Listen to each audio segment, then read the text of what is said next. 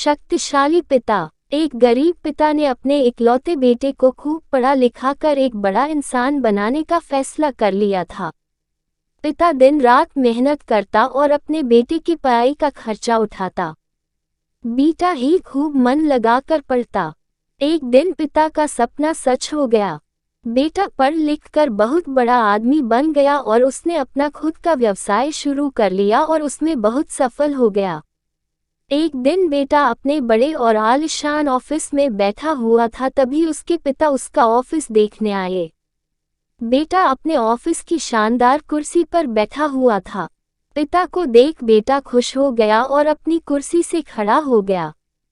पिता ने बेटे को कुर्सी पर बैठाया और बेटे के पीछे खड़े हो गए और उसके कंधों पर अपना हाथ रखते हुए कहा, बेटा, तुम्हें पता है कि आज इस दुनिया में सबसे शक्तिशाली इंसान का एहसास किसे होता होगा?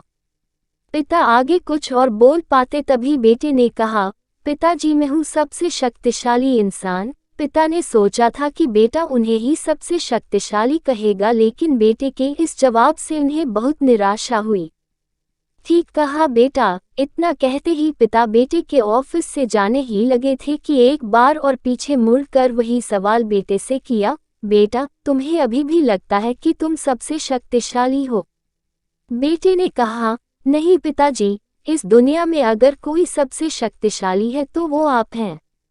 लेकिन अभी तो तुमने कहा था कि तुम ही सबसे शक्तिशाली हो। पिता ने फिर पूछा। हाँ, वो मैंने इसलिए कहा था क्योंकि उस वक्त दुनिया के सबसे शक्तिशाली इंसान के हाथ मेरे कंधे पर थे, इसलिए उस वक्त मैं खुद को सबसे शक्तिशाली महसूस कर रहा था, बेटे ने जवाब दिया।